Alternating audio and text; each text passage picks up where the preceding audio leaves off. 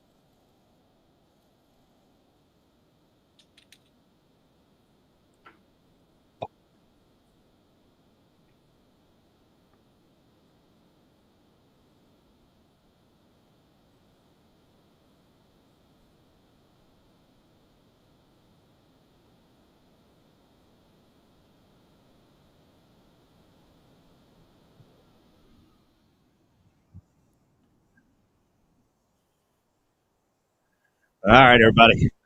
We're trying some things here today because, well, sound has been an issue with this new mixer that I have. Everybody, welcome to the return of the Right on Cue show. Joined alongside super sexy Rexalicious and all the way from cold Ohio. By the way, yes, our pool is 74 degrees. By the way, just in case anybody terrible. wanted to know. Yeah. And all the way from freezing Ohio, the host and star of the Unhappy Gilmore show, Mr. Adam Gilmore. You guys, this is a pod. All right. We're still under the umbrella of the iHeartRadio family and Fox Sports The Gambler. However, no live radio means go fuck yourself. And I'm happy to say that because I'm going to be dropping that line a few times today. It was great to see everybody back in this room. Lou Mancini, Keenan, Jim Rake, President. How you doing? Right on Cue's absence has been worse than dry January. Super Sam, thank you for helping me with the sound here earlier. I will pull myself together. We had to create a different little setup because our granite is so thick here. I couldn't connect the mic stands to the to the table, so they're hanging from the ceiling. They're like boom mics right now. I know everybody's feeling really bad for us right now, but yeah, terrible, absolutely horrible. Just I don't even know how you can stand it. I honestly, we haven't had a really good day down here in a while. There was 2 last week. Sunny all day. It was warm. It was in the 70s. That's sort of. Don't try to undersell it. Anyway, make sure you tornado on. Make sure you rate, review, download, subscribe to Green Legion Radio on the iHeartRadio app by downloading that. Shouts out to the Parrot in Fort Lauderdale, Rock Bar in Scottsdale, the Brown Boxer in Clearwater Beach. No, they are open, jackass. The Brown Boxer is open. It closed for 2 months for renovations. It is awesome looking now. Border City Ale House in El Paso, Texas. And, of course, Torrey Pines Pub in Las Vegas, home of Super Bowl 58, which now seems like a fleeting thought. But we'll get to that in a minute.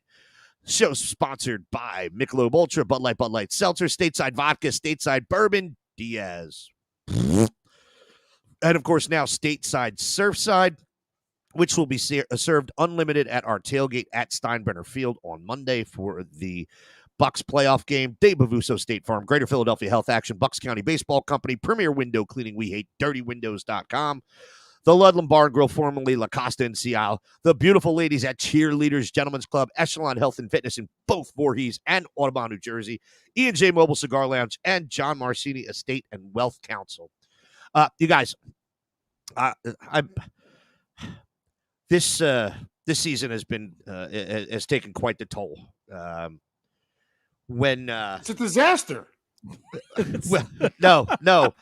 I wanted to continue to do the Right on Cue show. I wanted to continue to have it. I didn't have it much over the summer. Just Rexy and I got knee deep in trying to get out of Philly and moving down here to the warm weather. And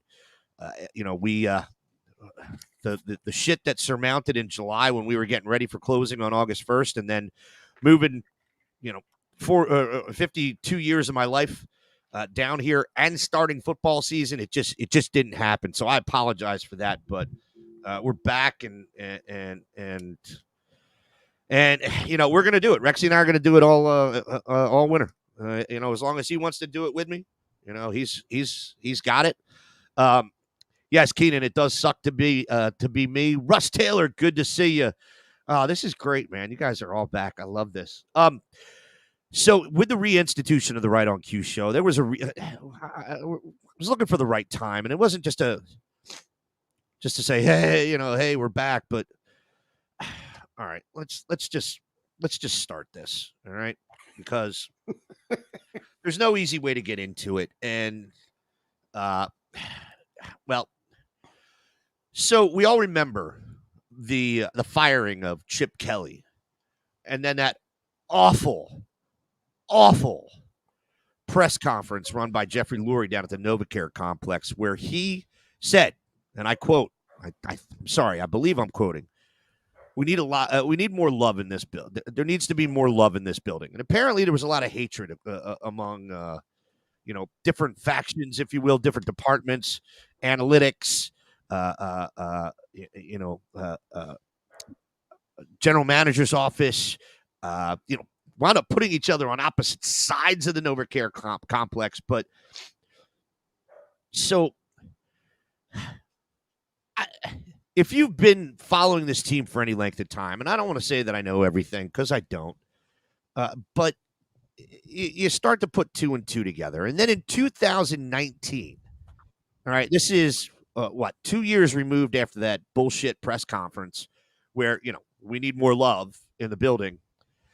And our friends, Shale Kapadia, Bo Wolf, and Zach Berman from The Athletic come out with this article. 4 weeks into the 2019 season, Doug Peterson sat down for his scheduled inquisition. The Tuesday tribunals with team owner Jeffrey Lurie and general manager Howie Roseman were a weekly occurrence during Peterson's 5-year tenure as Eagles head coach. In the meetings, Lurie and Roseman questioned Peterson about all aspects of his game management the week prior. Fourth down decision-making, play calling, personnel choices, everything was on the table. Days earlier, the team overcame a 10-0 second quarter deficit to beat Aaron Rodgers and the Packers 34-27 and even its record at 2-2. You were with your father at that game. Yes, I was. Great trip. The offensive key to the win was a steady dose of the running game that took advantage of Green Bay's defensive game plan. Apparently, that wasn't good enough. Lurie, who had long advocated the use of analytics, wanted to know why Peterson hadn't called more passing plays. The interrogation was the same after another win that season, this time in Buffalo, on a day with 23 to 25 mile an hour winds. I ran Rex to me, laughing his ass up while I'm catching pneumonia. Peterson was ridiculed and criticized for every decision, one source told The Athletic. I believe that was another come-from-behind win, if I'm not mistaken. The Bills game. It was. Yeah. If you won by 3, it wasn't enough. If you lost on a last-second field goal, you're the worst coach in history. Following the season, Lurie wanted Peterson to get rid of offensive coordinator Mike Groh and wide receivers coach Carson Walsh. So did we. It wasn't the first time Peterson found himself on the opposite end of a disagreement with his bosses over his assistant coaches. After Peterson's first year as head coach in 2016, he fought to keep then offensive coordinator Frank Reich pushing back against doubts from above. Peterson put his foot down again with Groh and Walsh, saying he wanted both coaches to return. That's when Lurie reminded the coach who makes the final calls at the NovaCare complex. Peterson was given 24 hours to make the moves, according to multiple sources. If he didn't, he would be fired. A source close to Lurie says the owner never gave Peterson an ultimatum. But the next day, the Eagles announced Groh and Walsh had been let go. A year later, it was Peterson who declined comment for this story. Lurie and Roseman also declined to participate in the story through a team spokesperson. 3 years after the Eagles captured the first Super Bowl in franchise history, the team finished in last place in the worst division in football. Excuse me. Peterson is currently out of the this was in 2019. Peterson is currently out of the NFL.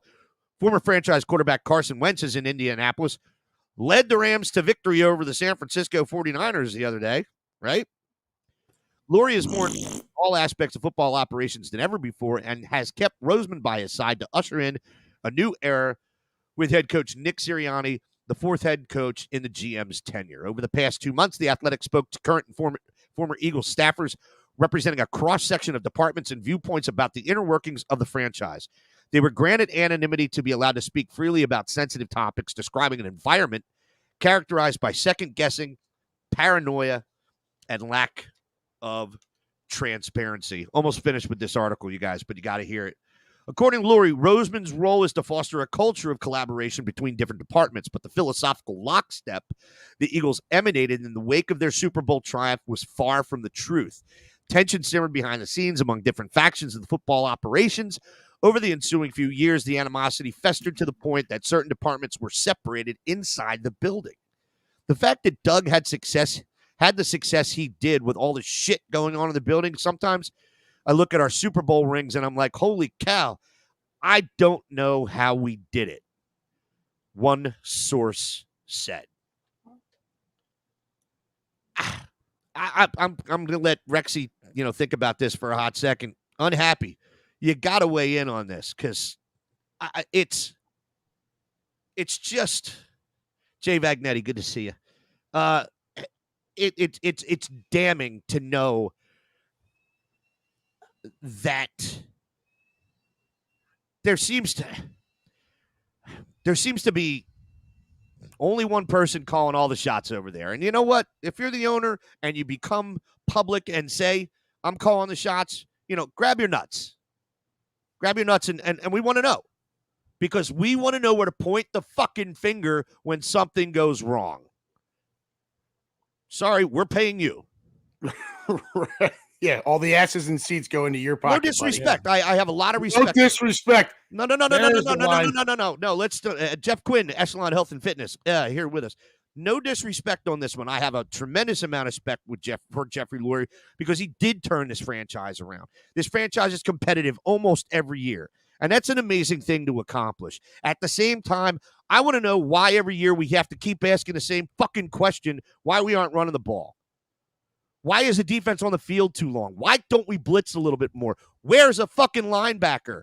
Keep staying the same no matter. Where's a fucking linebacker would be a nice question to have answered. That's for sure. So, now, to you, Unhappy, tell me why.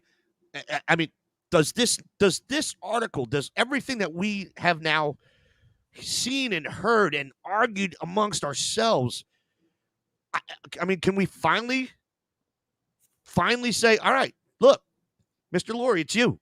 We got to point it at you. This is you're creating our success, and you're creating the wall in which we run into at the same time. I don't think it's a shock.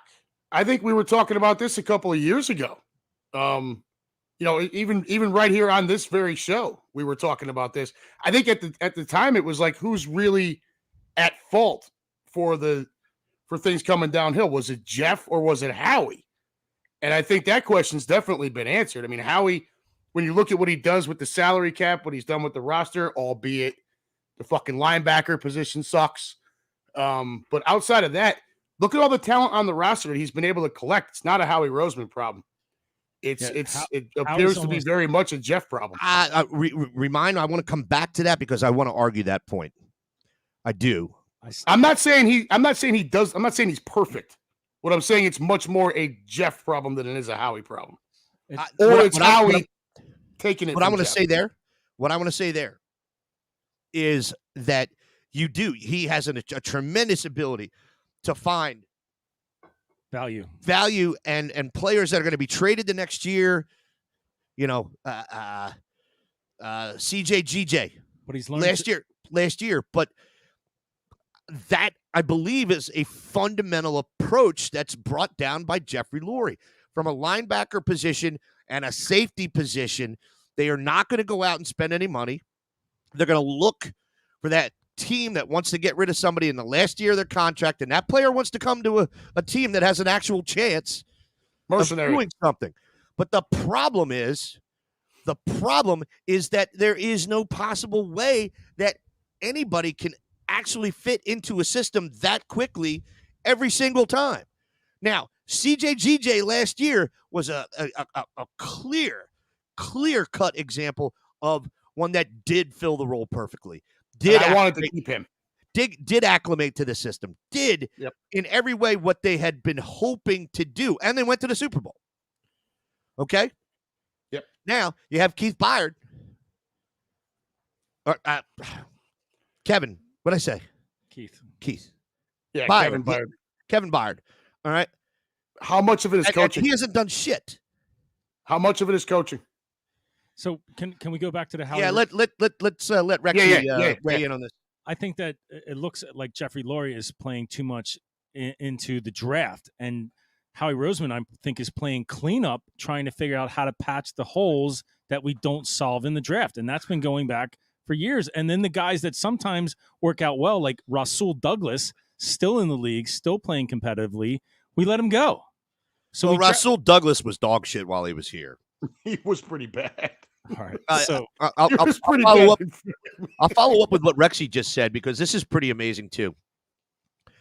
Shortly after Lurie bought the team from Norman Brayman in 1994, this is the same article from The Athletic. Sports Illustrated's Peter King wrote, Hollywood producer Jeffrey Lurie is a member of that most rabid subspecies of NFL fanatic, the draftaholic. In recent years, he has prepared for the league's annual... Sorry, I can't have this beer dump all over my... It's a little windy down here. It is a little. You're drinking faster.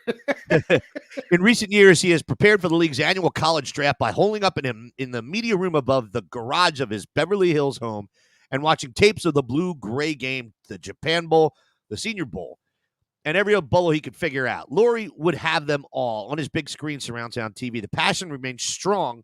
According to multiple sources, Lurie devours tape of college prospects and is an active participant in the pre-draft process. Those who have experienced that process acknowledge its murkiness. Often there's no explanation given when the team strays from an established draft board that has DK Metcalf on it and signs or drafts JJ Arcega-Whiteside. Well, I was going to say, I could have done without that. Another good example is Jalen Rager. We're getting there. All right. And I'm saying now we picked up A.J. Brown. Well, we're getting there. Okay. All right. Lurie puts his thumb on the scale when the team was prepared to make another selection, Ohio State's Paris Campbell. By the virtual nature of the 2020 draft, made things even less clear to the majority of the football operations staff. For the most part, last year's decisions were discussed in a small virtual room consisting of Roseman, Lurie Peterson, and Vice President of Player Personnel, Andy Weidel. As a result, each of the Eagles' first three selections, TCU receiver Jalen Rager, Oklahoma quarterback Jalen Hurts, which we thought was in fact a head scratcher, worked out, and Colorado linebacker Davion Taylor, who may have played 7 snaps since he's been an Eagle. That one was a bummer. It mystified scouts and coaches watching along and at home, just like everybody else. Roseman has the final say over the roster. Any draft pick, trade, or signing, good or bad, is on his record. Yet behind the scenes, there's lingering ambiguity about how decisions are made. For an organization that publicly touts collaboration as if it's offering a TED Talk on an inter-office cohesion, the lack of collaboration became a common refrain among those with knowledge of the decision-making process. Coaches wanted their evaluations taken into account or felt like certain players were forced upon them. Scouts didn't understand why picks didn't correspond with an established methodology, and other staffers were unsure how their analysis was being applied in decisions. Departments became siloed or even pitted against each other, and the lack of collaboration made finger-pointing easier. building that coalition and leading that group to work together in a constructive way is not Howie's strength, one source said. In fact, it's one of his weaknesses. I remember this article. Here you go. I want to hit Rexy right here because you said Jalen Reagor. I'm going to say it again. All right, Jalen Reagor. All right. Guess why we don't have Micah Parsons? Because we had to draft another fucking receiver that year, Devontae Smith. Now, and Justin Jefferson was still on the board, right? Justin Jefferson was still on that board. All right. Could have been set. Now, are you let's ask both of you and be honest, because I'll tell you right now, Antonio Williams, good to see you, brother. Andy Bagley, what's up? Fact, I would rather have Micah Parsons over Devontae Smith every day of the week and twice on Sunday. Even though Devontae has been excellent, he's not a guy that can change the complexion of the game as often as Micah Parsons can, Rexy. And we could have got rid of Barnett sooner because he didn't work out. Well, Micah Parsons is a linebacker and an undersized one at that, but he's a freak. But he's a freak, exactly. And I mean, he was like that at Penn State too. You could line him up anywhere; it didn't matter. I didn't mind Barnett in the lineup. As a matter of fact, I got to say, guess what? Barnett was in the lineup last year. He makes dumb. We had 70. He does, but he also is an extra big body out there that helps beat down outside tackles. And guess what? Eagles have 42 sacks on the season. They had 70 last year. Yep. And we can't cover anybody this year, though. You want to hear? We can't cover anybody. You want to hear two damning stats? But there's more. Just two. Oh yeah. Right. I mean, no team in NFL history in the modern era started at. Is this the 10-1 versus 10-1 and didn't win 12 games? Yeah. That is both during a 16-game season and now a 17-game season. None. Only one team in NFL history started off 10-1 and didn't win their division. The 1985 New York Jets. All right, great. So we're breaking records in comparison to that garbage franchise. Yep. Woo! That's all right. I don't know if it gets any better. We just got. Bring the bottle of Jameson up here. We got to celebrate. We just hit the sports record book with, you got it, those New York Jets. All right. Son of a bick. Rick Canes, what's up, bro? Jay Vagnetti, you know what? I would take Micah Parsons, even though every fiber of my being hates Penn State. But you got to look at it this way, right? It's Micah Parsons because we have Justin Jefferson, right? That's the difference. Well, no, you don't have to take Devontae Smith because you have Justin fucking Jefferson, and so you're able to take the best fucking defensive player since Lawrence Taylor. Rexy has been completely accurate with his statement. All right, because of picks like Marcus Smith. All right, because of picks like Davion Taylor. All right, Howie, and you know what? I'm as fucked up as this sounds, I've been gaining a lot of respect for Howie Roseman over the years, finding out more and more about what this guy's role in the team actually is. Fact of the matter is, he's a fall guy, and everything that's asked of him, he's done a pretty goddamn good job across the board. So I mean, he's patching across the board. And you're right. That's it. That's exactly what Rexy said a little while ago, and that's 100% accurate. He has to make up that you have a draft process that as much and as wealthy and as smart as he thinks he may be, he has hamstringed this team on numerous occasions. I think we went over that same article when you first started doing this show, and we were cracking jokes about Jeff. Like, what is he in the mother-in-law's suite with a bottle of wine, watching this fucking film of the Japan Bowl? Right. Like, dude, seriously? He's got it. Oh God, I'm gonna get in trouble. I'm embarrassed. I didn't even know there's. I was gonna say he has his wife translating. I'm sorry. I can't. I apologize. You're not sorry. No, No, I dude. am. No, You're no, right. Oh, I'm you not just have to sorry. preface it with no I don't even know. disrespect. I don't even know if she's Japanese. I'm sorry. That was in poor taste. I just had to do it. Yeah, I can't not pounce on an opportunity. Andy Bagley, Rhaegar will always haunt me till I'm gone and probably after. Yeah.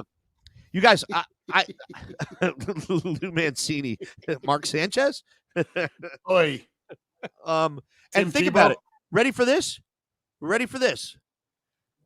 Speaking of the Jets, imagine if we would have won that game. Oh yeah. For sure. that was sure.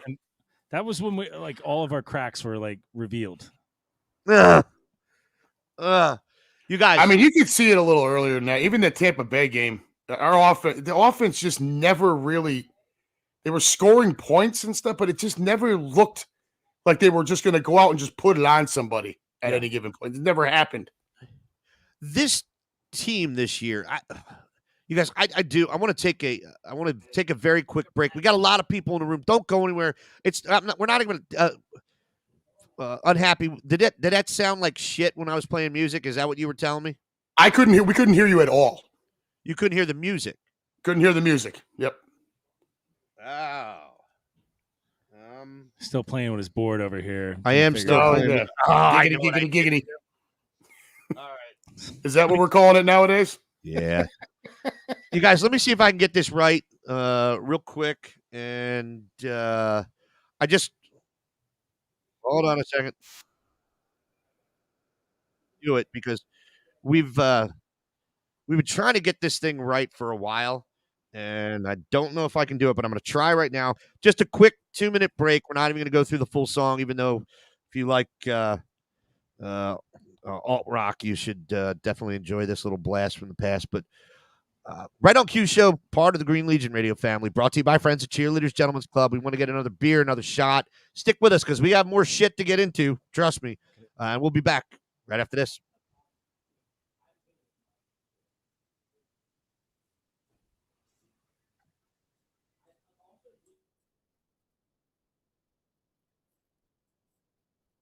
No sound.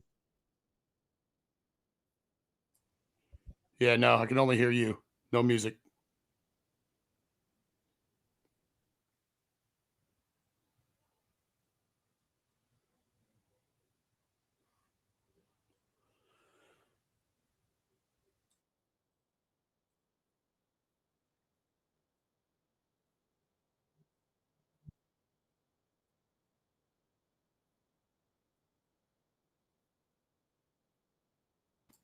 No mas.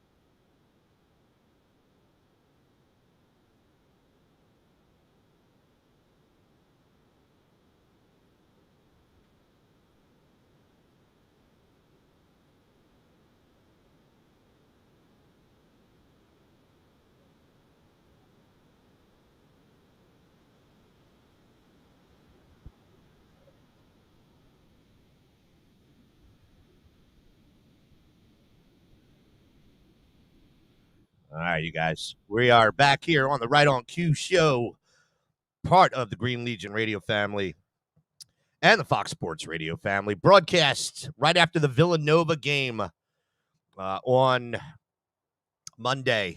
Will be from Steinbrenner Field. Yes, we are hosting our tailgate for the Bucks game there once again, and we will be doing it once again next season. By the way, going back to Los Angeles, going back to Cali, going back to Cali.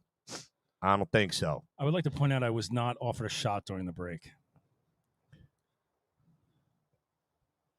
I would like to point out you're a jerk off. There you go. All right. So could anybody hear this? Could anybody hear the songs playing? I don't think Unhappy can hear them. Just leave it there, bro. You're good. All right, let's see. Getting into you couldn't hear it? God damn it. I don't know what the fuck to do with this thing. I keep thinking I can figure this out, and I keep thinking I'm no. Anyway, El Presidente, are you thinking about stepping down for our Golf Clash clan? Was I hearing some of that stuff? Yes, Jay Magnetti, there would be nothing better than for Rex to start singing. Let's see here. Streamline me. And hey, anybody wants to jump in? You know, we'll here. And ready? Here. Anybody wants to jump in? You know, I'd love for more people to do that. Captain's synonymous with doing it. But, you know, if you guys want to jump in and just say something stupid, trust me, I make my life off of stupidity. We get it. That makes two of us. Yeah. All right. So, Unhappy's got to run downstairs. I think there's a child emergency real quick, or not a child emergency, a parenting emergency. There he is, back with us here. All right. So here's the next question. All right. Or please, if we have, I got a question. Why didn't Rexy get a shot? I did. Did you get one? All right. I'll do another one. All right. I had to point out to him that this is below 40 proof or below 40 proof. It's just a liqueur. It's a cordial. I had to point out to him that he's an asshole. I'm good at that. All right. So does anybody want to continue to talk about anything that we just discussed? Yeah, you're right, Unhappy. We had talked about this before. We had a good laugh about Jeff sitting up there with his freaking stuffed animals and his mother-in-law's suite. And speaking of stuffed animals, Rexy finally got him out of his room. The unicorn is still there. It watches over you at night, sir. Some nights I understand. Some nights get lonely, brother. Hold on. They do. He in fact was able to get most of the stickers down. We will need to repaint the walls, but unfortunately, I don't think the solar system and the galaxy are coming down anytime soon. I like the glowing stars. They've grown on me. So one thing I'd like to point out is that there are signs of micromanagement where you can be good, but there's always going to be a limitation when you micromanage. In other words, you hire the people that know what they're doing so they can do their job. And let them fucking go. And let them do their job. Step back, let them do their thing. If there's someone always in your head, over your shoulder, people do not work as well. It's good to have a good coach or a good manager, someone that's going to point out something that you might be able to improve.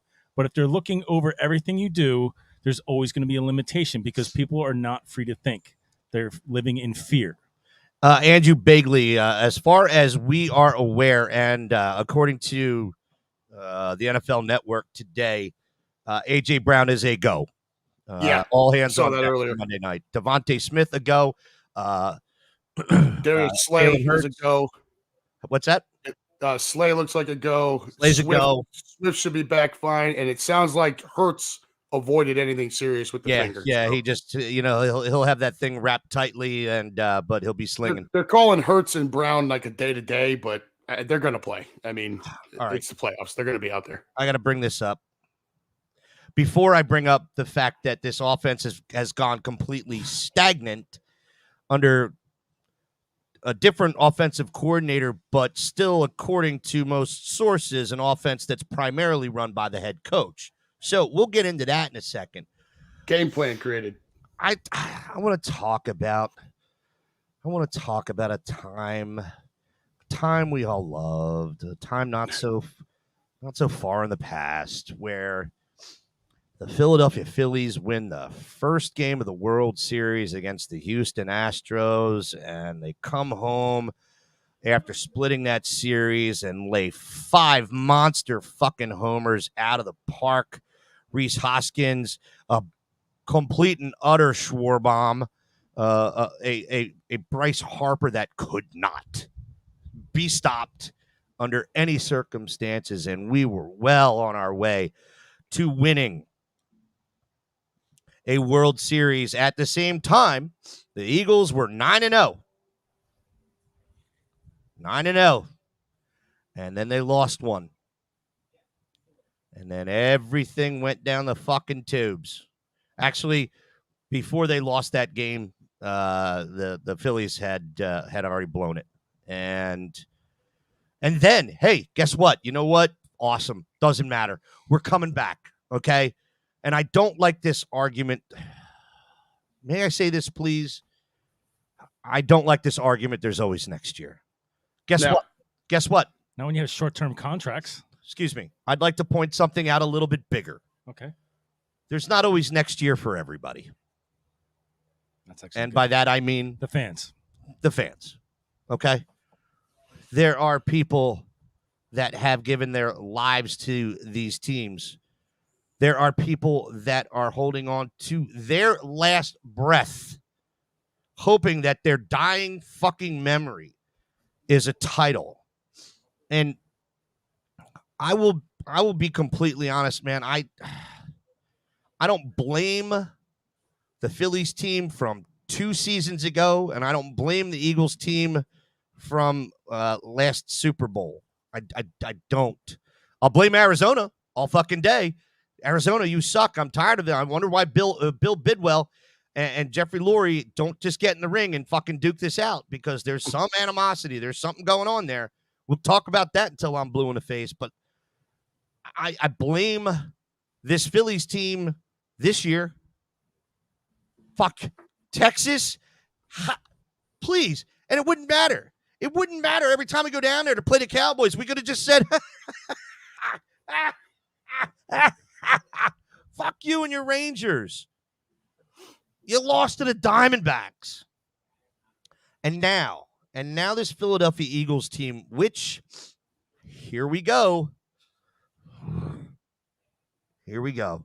First of all, the Rangers won. Oh, shit. I know, but I'm saying we would have beat the Rangers. We should have gone there and beat the Rangers. What I'm saying is it would be a great fuck you every time we're down there. Oh, by the way, hey, nice next to your stadium, next to your Cowboys stadium. All right.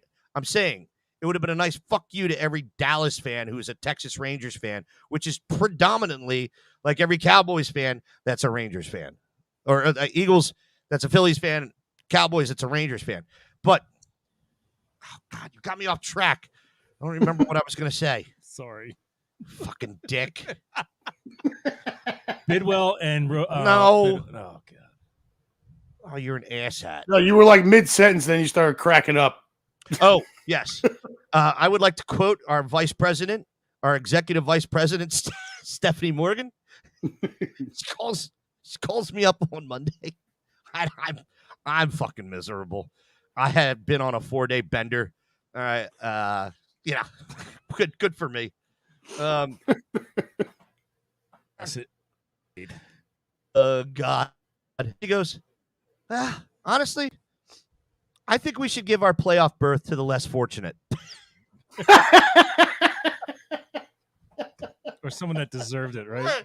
She goes, I think we should give our playoff berth to some team less fortunate, someone more deserving, you know? And I sit there and my head is splitting like a cord of firewood, and I just start busting up laughing. I'm like, God damn you. To a leave, please. To a leave right now. The meltdown that has taken place with this team is monumental. I've never been a part of it, and I'm going to tell you some secrets here, and I don't want it to deflate anybody, but pretty much where I was going with this is, could you imagine if we win and have to play the fucking Cowboys? Oh God, dude. I talked about that on Sunday night after the game. I'm like, I don't even. You gotta go to Dallas. You got to go to Dallas. You gotta go to Dallas. You got to put up. You got to put up with half of the oh my God, the season ticket holders in the upper level that are on probation, and the ones that, thank God you don't have to show a driver's license or citizenship or a green card or a visa or anything when you walk into the stadium. All right. And that is absolutely disrespect. The Mexican gangbangers down there are out of control. Out of control. I do not feel safe going down there. As a matter of fact, when I'm sending out our emails, and you can ask Connie, former vice president of the Green Legion, all right, she feared for her life down there. And you got to travel in packs, dude. It's not a great situation. And to be honest with you, if Jerry Jones actually did a background check on his season ticket holders in the upper level, he would lose half of them. And they're all gangbangers. I'm sorry, they are. And they'll just got Rob Valivas in that. Rob, why don't you jump in? I just sent the link here. Come on. I'd like to hear your take on this meltdown, bro. I just sent the link again. Just come on in and you come on the show. I don't know if you're busy or not. Quimby, us always miserable on the phone. I am us always miserable, just so you know. Smarter than you are. But imagine that. Now, we have a roommate, a housemate. I'm sorry. He prefers to be called a housemate. Roommates suck.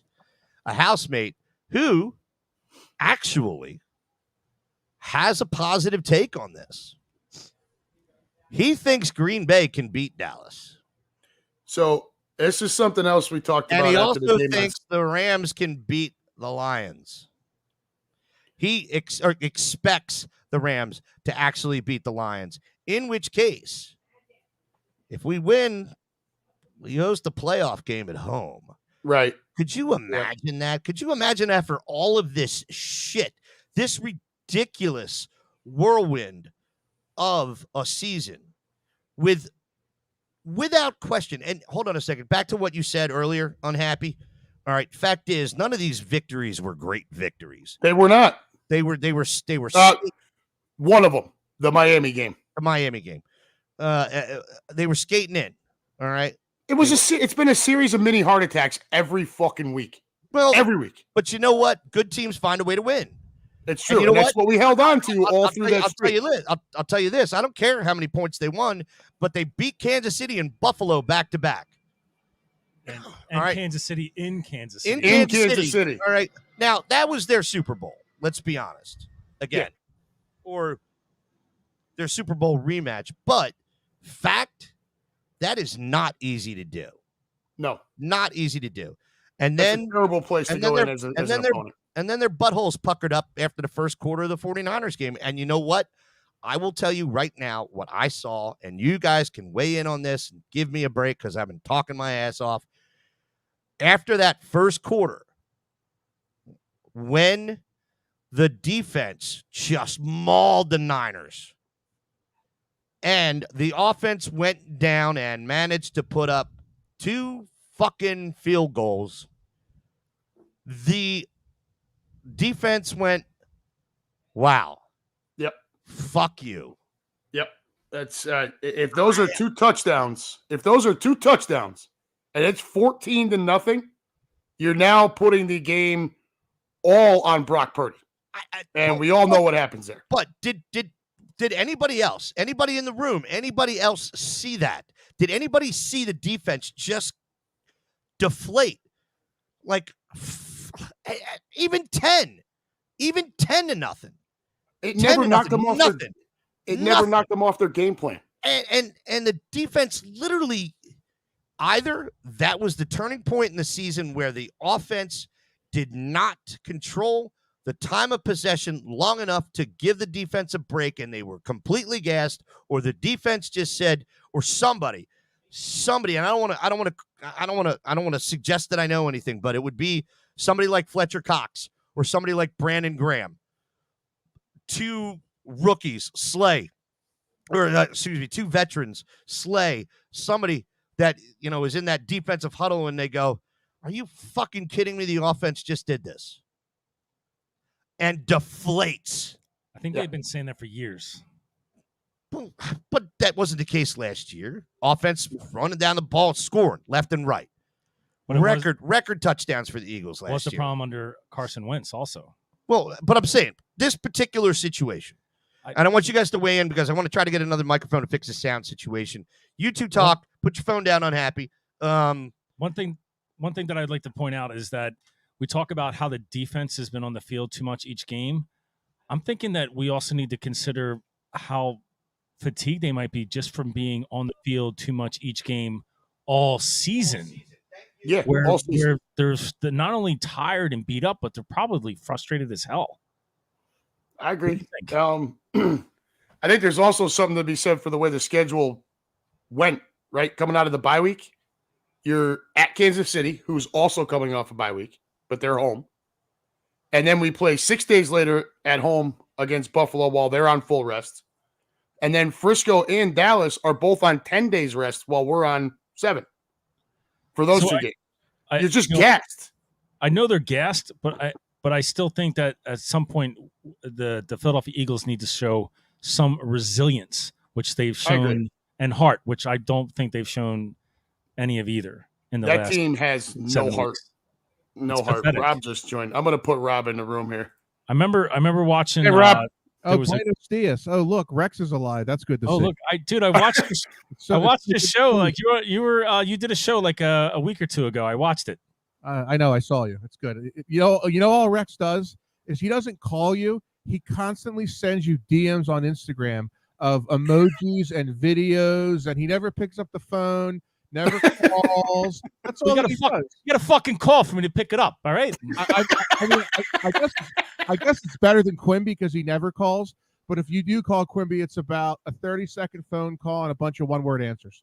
Yeah, it's called business. It's a business. And you gotta live with him. See, that should be the next show on Green Legion Radio. Put cameras throughout the house to see what. Oh God, hang on. And it's the first time all three of us are here right now since I've been home. So it's almost going to be like real world. And that would be pay-per-view. Put cameras throughout the whole house. It would have to be pay-per-view because to put it on anywhere else would be fucking illegal. You can host it on my website. I'd watch the whole thing. Or put the hot tub water in a petri dish. Yeah, Rob's in the room. Hey, Rob, how are you? Oh, it's so nice to see you. It's good to see you, too, even though that statement was complete and utter fucking sarcasm. I know that. But, they got to live with you, which, good Lord. I said that should be pay-per-view. I honestly think that we have been very we've enjoyed our living together situation. Well, that's good. That's positive. I'm the greatest roommate ever. I'm like out to sea. Yeah, he's never there for like 6 months a year. So, Rob, did you have an opportunity to weigh in? Well, get back to Rex because Rob, I put Rob in the room while Rex was talking about how the team needs to show some resiliency, some heart, and all that, and we just don't have it. But what do you think about that? I mean, it's almost like the first several weeks of the season they relied on coming back in the second half, and then like now it's like they got beat in the first half and they don't even show up in the second half. Nobody's showing up, and that's where I get concerned that Nick has lost the locker room. That's another thing. Like I remember there was, I think it was 2 games ago where there was they showed a picture of he was sitting on the bench. It was Josh Sweat, and he just had like that really fucking like beat, despondent, didn't know what to do look on his face. And I don't know if he's frustrated with the play calling. Maybe he's frustrated with how much he's on the field. Maybe he's getting beat up. Maybe it's a combination of everything. But it's sad because like we have so much talent on the and I think that's why we were winning games. I think the talent on the team at the time was enough to overcome poor game plan, poor play calling, poor coaching, all of that. But as the season's gone on, you've become and stayed so predictable, so stagnant that it almost doesn't matter who you're playing. These are still NFL coaches. Look, the Giants stink. Okay. Yeah. We all know the Giants are a shit football team. That was our starters on the field that were down 24-0 to that fucking team.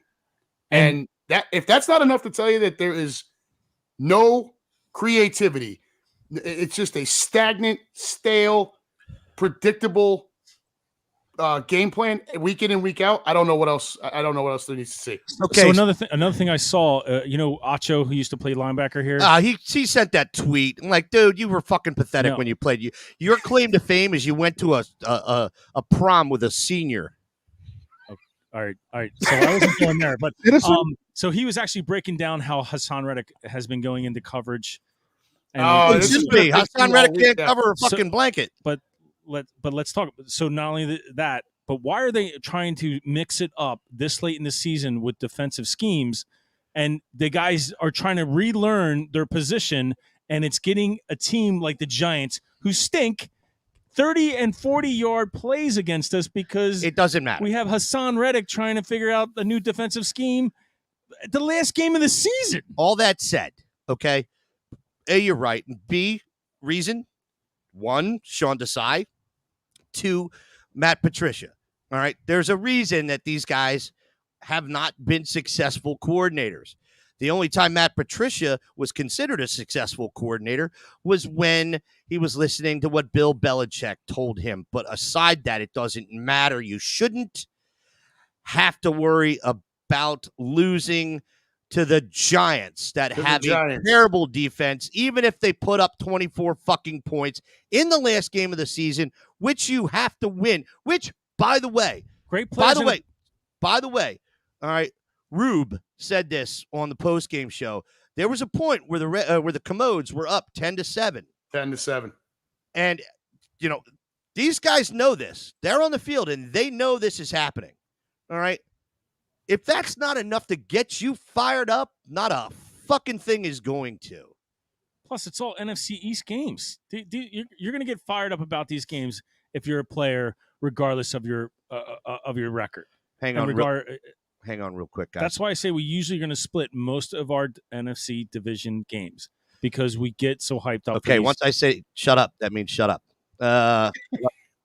But I got to get to the room here, Rexy. Suck a dick. Yeah, there it is. Did you hear? Oh, did you hear that? Oh, who's Rockin' Rog 26? He's one of mine. He's one of my guys out here. That's Roger. Welcome, Roger. Rams are rolling loose, so we're not getting the Ace Ventura Super Bowl. Probably not. But you can't just kick Andy Bagley. You can't just kick field goals when you're playing good teams.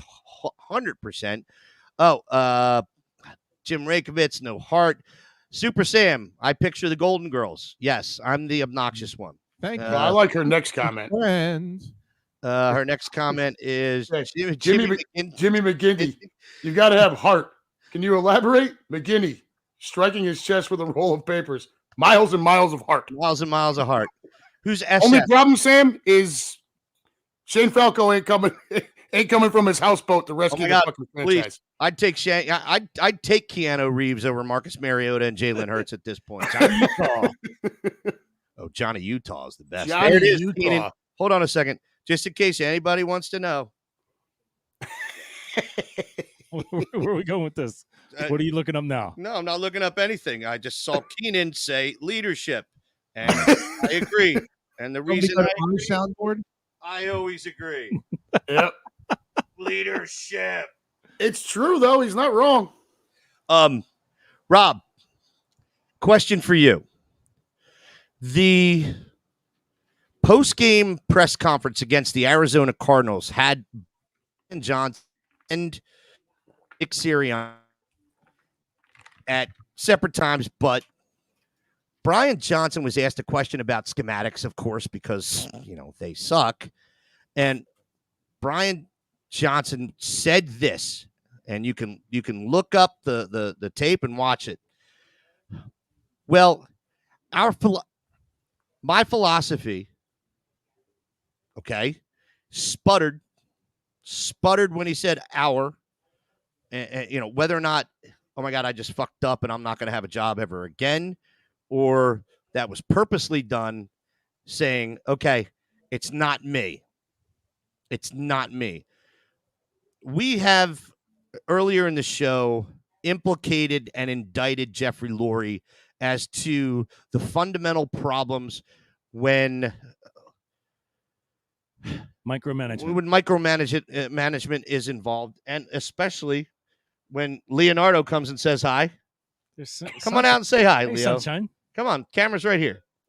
It automatically puts makeup on you. It's our house.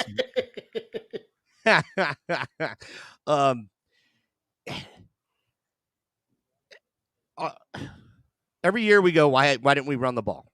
Okay. I put up a post, 23 yards midway through the third quarter against the Arizona Cardinals, who have the worst run defense in the league. Okay. Why are we not running the ball more?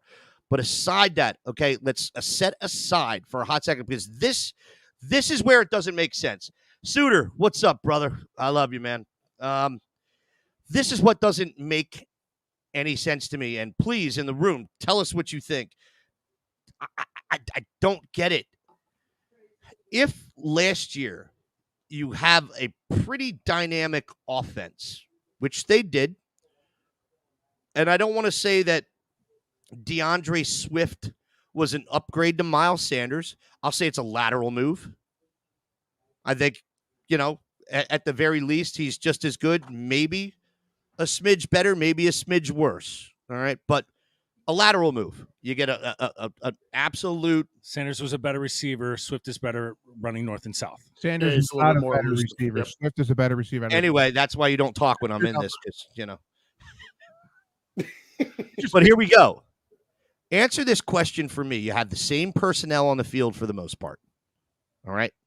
Same personnel. Or same, I don't know, type of personnel on offense. And if Nick Sirianni is the guy that's responsible for a majority of the offensive play calling, then what happened between this year and last year when we're in Kansas City and we're watching two series where the offense didn't help the defense at all in the fourth quarter with 6 minutes left. Two series where you see 4 out of 5 bubble screens and a quarterback draw. The bubble screens. And then, against Arizona when they needed it the most, after they gave you a gift, a fucking gift, that game should have been over with the onside kick. Goddamn onside kick gift. You see 2 draw plays and a screenplay to Kenny Gainwell with the lead blocker being a guy who weighs 170 pounds soaking wet. So what? Tell me, somebody, anybody, jump in. I got this. What is the difference? It's pretty simple. The offensive coordinator. The offensive coordinator plays. Well, no, but hold on. But haven't we been told that Nick Sirianni is the guy that's responsible for calling most of this? No, we've been told that Nick Sirianni is creating the game plan, but that Brian Johnson is calling the plays. And we've been told that Sirianni was also creating the game plan the last 2 seasons, but that Steichen was calling the plays. And that goes back to the scripted plays. Yeah, right. Can I get my 2 cents in here real quick? Yeah, please, bro. Yes, Rob. Number one, I thought our head coach was Rich Cote when they hired him, and then he tricked me last year, and then and now I'm right on. Let's analyze this. I had a bunch of people over my place during the game. He can't call plays. He's not a great schemer. He doesn't know defense. He's obviously not motivating the team. He's lost the team. He needs to be fired. But the other thing that aggravates me, and I just watch the press conferences now because the games are so bad. The Philadelphia media has become so weak. Nobody goes back and forth with him, has follow-up questions. The first question after the Giants game should have been real simple. Why did you lose the team? And then whatever he says, you have. Or how did you lose the team? How did you lose the team? And then have a follow-up question. Well, I think. God. No. I think it's easy. They lost the team because they're tired of this vanilla play calling. unhappy. Take this one, Steve Suter. Why doesn't Jalen audible out? I was gonna read the same thing. That's a damn good question because Nick has come out and said that Jalen is autonomous out there. He's got full control to audible out, to pick and choose with what he sees. And Suter's He's right. not doing it. Don't ever see him audible out of anything. All right, so let me ask you this. Is it all because they have just given up? Can I weigh in on Jalen Hurts, why he might not be Go for it. audibling? I think that he is probably very loyal to whoever has believed in him, and he doesn't want to disbelieve in them by audibling out. I think there's another piece that all completely of us disagree with that. I think there's another piece that all of us need to look at too. What was one of our biggest problems with Carson Wentz? Was that he wouldn't listen to the coaches at all, right? But he was forcing plays. Remember that, right? He always thought he was going to be the savior in every play. Exactly. He's playing hero ball. It was all about him. He would check out of any. It was almost to the point where anything Peterson called, Carson was going to check out of it just because he hated Peterson. I mean, do we really reserve the right to come back and now bash it the other way? Yes, you're Philadelphia fans. No, a little bit, but I mean, you can't rip the kid too much. I think part of the problem is they signed him to that big contract based on what makes him special, and they've tried to limit what makes him special. They've tried to keep him in the pocket, and that's not Jalen Hurts. That's not who he is. That's not why you paid him. Okay, Rexy, go ahead. I was going to say, you got to realize that Jalen's been abandoned more than once. You realize that Alabama. anyone that believes in him is someone he's going to want to believe in. First of all, once you get a $230 million contract, you're done. All right. I'm sorry. No, I don't. I don't at all. Okay. And you know what? If in fact, I believe what we are finding out is that Jalen is not much of a leader in the locker room, and that's been heralded a few times. I disagree. It's not something I'm coming up with on my own. It's not an assessment I'm making based on, the wind direction and the temperature tomorrow. I've heard this coming out of the locker room. He's not much of a leader. At least he's not who we all thought he was. No. At least not a vocal. I'm sorry. He's not a vocal leader. All right. So if his leadership is, there we go again. Leadership. If his leadership is not based on his play, then he's a ghost in the locker room. Who's going to listen to him? I'd also like to see at least a little bit of a pulse. I get that you don't want your leader of your team up there screaming and yelling and stuff. Bullshit. Can he have at least a little pulse? Everything is just so kind of like, we just hold on, Rob. Fix it. You know what? Rob will love this statement. All right, Rob. Do you know what this team reminds me of? The entire team, the emotional value, the emotional charisma of this team. Where are you going with this? I can't wait to hear it. It reminds me of every Pat Burrell strikeout until 2008. Well, are they all wearing gimp outfits after the game? It's not that, bro. I'm just saying Pat Burrell never had any emotion. He would strike out. He would just walk back. In 2008, when they were playing well, you saw the occasional bat break over the leg, getting pissed off, fucking mad. And even more mad if he would have carried his bat with him in the 8th inning of Game 5 of the World Series. If he'd have carried his bat with him to second base because he was pissed that ball did not go out of the stadium. Pissed. I swear that's one of my only moments that I enjoy about Pat Burrell, other than finding out that he's not swinging a very big bat in the bedroom. Do you remember a couple years ago where Tom Brady was playing Kenny Pickett and he's like, I didn't leave my family. He was playing in the Bucs. He's like, I didn't leave my family to come down here and lose to Kenny Pickett. Do you remember? Oh, yeah, I do remember that. So I do agree that there could probably be a little more, but who's it supposed to come from? It should be coming from Fletcher Cox. It should be coming from Brandon Graham. Hold on. It should be coming from Jason Kelsey. I want to know. Jalen Hurts. It's not coming from any of them. I want to know if Super Sam Brady has any internal or Cardinal knowledge of this, based on any times she's been with him. I'm just curious. I'm sorry. I'm just I'm just asking questions. Just asking questions. Oh, you see this from Lou Mancini? Sirianni's flower was an annual, not a perennial. Annuals don't come back next year. Brutal. That's good. That is great. Lou Mancini, congratulations. You win today. Right. Can I say this? All right. Everybody, how did Brian Johnson not get axed? He's got naked pictures of somebody. I think I have a different vantage point. And nobody wants to hear it. I think Nick Sirianni's trying to be everybody's friend and not holding anybody accountable. I don't think Nick Sirianni was responsible for firing Brian Johnson. That's correct. Or Sean Desai. You're right. I think that came down from above. Do you know why? Well, it goes back. I don't think Brian Johnson was fired. Jalen Hurts. I'm sorry, guys. I have to say it. I'm a guy that looks at everything all the time. I think 2 African-American coordinators fired from the same team in the same season is a bad look. Sean Desai's American Indian. Doesn't matter. Man, I wasn't even thinking down that road.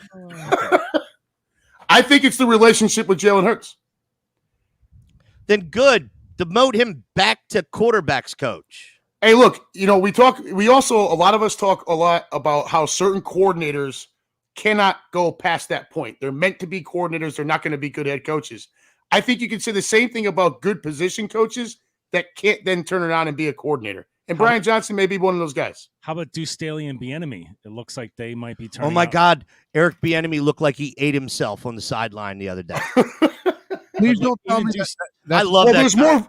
There's more food now because he's not sharing the locker room with Andy Reid. Please tell me that's not notes in your folder. That's just business stuff. Huh? I said, please tell me that's not notes in your folder, and it's just Shut up, business. asshole. Please. At least it doesn't have the soundboard anymore. Oh, these are my live reads. Do you realize he asked you to repeat it just so he could tell you to shut up, asshole? Whatever. He didn't. He heard what you said. These were our closing He's the docs. asshole. Okay. I'm sorry. There's a lot of stuff in here. No. These are the box scores and play-by-plays from the Arizona game. Ugh. Why? Yeah, I Why know. do we want to see those? Well, because I wanted to point out all the right. other day that That the DeAndre Cardinals- Swift only carried the ball 13 times? You want to talk about? Here we go. You want to talk about a defense that's completely quit? All right, a defense that gives up 4 drives in a row of 70 yards or more, all ending in touchdowns from midway through the third quarter on. To a horrible The team. fucking Two. Cardinals. The Cardinals. And their midget quarterback who still can't reach the Crispix. You know what the Eagles are making me do now? I mean, I'm back Drink? heavy. Well, I'm doing that everywhere all the time. I'm back heavy in the wrestling, baby. I'm like, thank God. Well, watch Discovery. Little People, Little Monsters Wrestling is coming on very soon. Who hosts that? Kyler Murray? I'm still hooked on Quimby Show. We represent the Lollipop Guild, the Lollipop Guild, the Lollipop Guild. I mean, maybe they could co-host him and Bryce Young. I'm still hooked on Quimby Show that he got out of years ago, the Curse of Oak Island. I'm still watching it to see if they were going to find anything. It's like, Dude, look, don't waste your time. I'm still watching. It's on. It's like 10 seasons now. Is it like Al Capone's vaults? It's Geraldo brutal. Rivera did, like, years ago? It's like the story of my life. I'm praying something's good's going to happen, then I fall off a cliff. I watch it every Tuesday. All right, I'm hold sorry. on. I wait wanna- all week long just for Friday so the next episode of Reacher comes on. Oh, I love it. Oh, dude, Reacher has not disappointed. Details this matter season. in an Got investigation. me addicted to Reacher. By the way, the one chick is Miss Universe from I forget what Eastern European country. I'll remember it, but she's hot. One is banging Lou right now. Mancini, congratulations. I'm glad you're going down swinging with us. I want to hear from, first of all, where's Bryant Walden that was all excited about coming back in? Keenan, Sam, Lou, Andy, Russ. I want to know, I want you guys to, who am I missing? Sue, Sam, Jim Rakovitz. I'm sorry, bro. I knew that already. Tell us what you think is wrong with the offense. I want to hear this. I want to hear it from you. Just write it down. Couple sentences. Tell us what you think is wrong, because You want an indictment on this team? This past Friday when we did the Unhappy Gilmore show, Keenan came in. He came in the room, and I asked him. Yeah, I asked him. I said, "You're at all these home games. You're sitting over the field. On TV, we're only seeing the snap and then the ball, right?" I said, "Keenan, tell me what you're seeing from the wide receivers. What do the routes look like? All this shit." And he stops me. He says, "Adam, I'm 50 fucking whatever years old, and I never played a single snap of organized football." He goes, "And I can tell you what's coming." He goes, "So if I can tell you that, what do you think the opposing defense is going to do?" All right. Well, Keenan, if you don't want to respond, you can just go like this.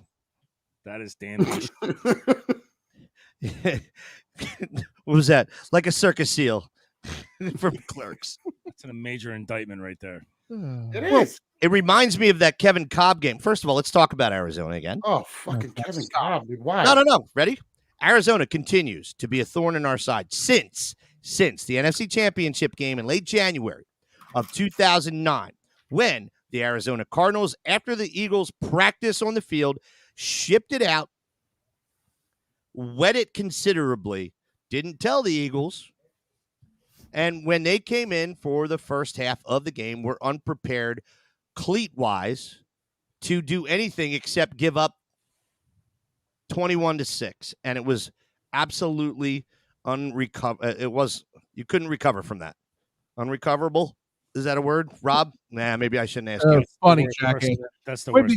The Arizona Cardinals have been a thorn in our side way before that. Might I remind you, Jake Plummer? Okay, way before God, all the time. What the fuck, dude? Well, aside them wetting In the last field, 3 minutes, I've heard Jake Plummer and Kevin Cobb. Like I'm going to go vomit. It's going to get worse. Instead, not just wetting the field in that game. All right, they wet the field again during the Super Bowl, while all the same time tampering with our defensive coordinator, who needed all the concentration he could get. And then, two other scenarios. Kevin Cobb comes back to Philadelphia to play against Andy Reid, and Andy Reid doesn't feel as though he needs to change any of the play calling from the sideline to the offense, and Kevin Cobb is deciphering all of it and throwing plays into the defense while we get whooped. And then 2 weeks ago, 10 days ago, 9 days ago. Are you fucking shitting me? It's Arizona. They deserve to burn in the sun in which they fester. They have no fucking fan base. They're all terrible. Uh-oh, somebody's coming in. J9. Oh, I thought J9 was coming in. They are. It's just I don't think there's a webcam. I can't add her. Can I add her? You should be able to just. Oh no. Oh, it says kick from studio or ban from studio. I don't want to do either one of those. No, it says they need to connect their mic cam before you can add them to the stream. Yeah, Come on, J9. There's no microphone or camera if you're hearing this. Hang on. Here we go. There we go. J9, are you with us? Here. Hold on. There we are. Hey, what's up? All right, hold on real quick. Hey. There she is. What's up, everybody? J9. Awesome. All right. Steven Suter. Brian Johnson, his play designs aren't even in Madden 23. No, they're in Tecmo Bowl. It's that one screen with the 4 plays, right? Keenan Harmon, our plays could fit on a 3x5-inch card.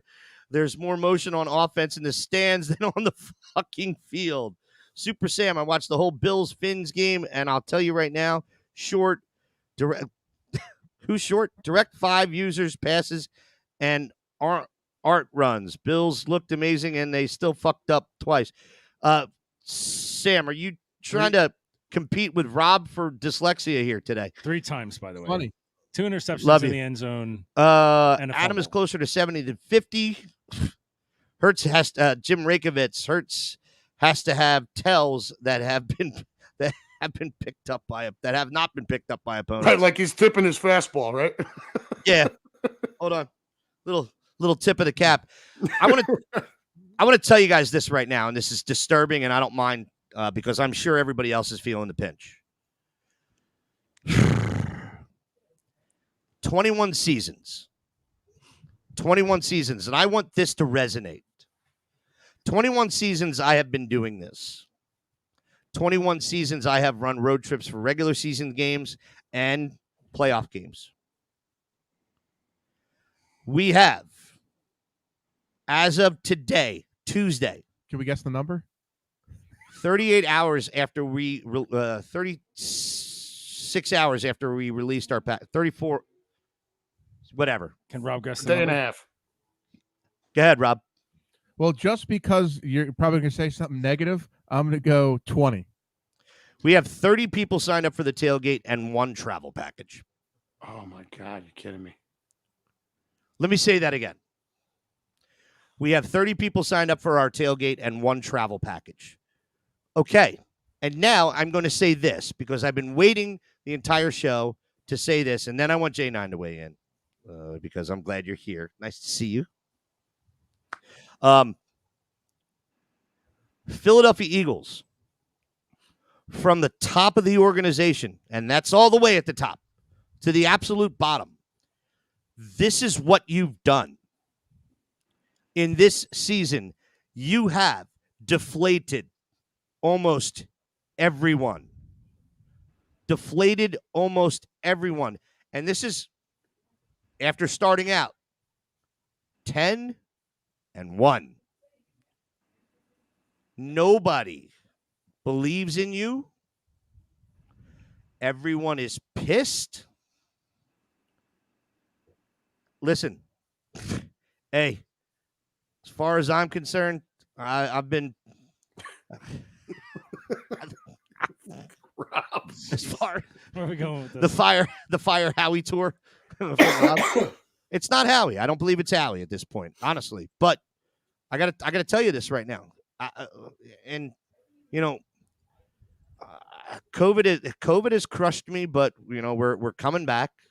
You know, I've been as smart as I can be with trying to make steps. And if in fact, you know, you guys want to call it a day this season and, you know, recoup and come back next year, you know, that just save us all the fucking trouble and do it.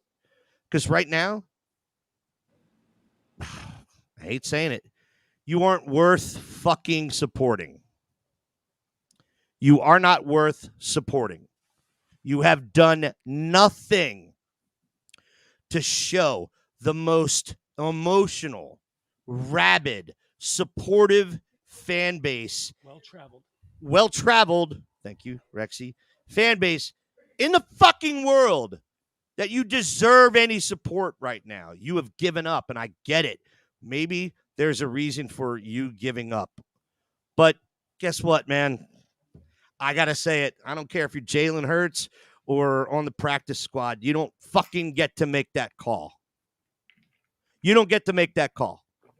You know why? Because people are spending every bit of disposable income they have to support your fucking contracts and your desire to continue to play this game. Guess what, man?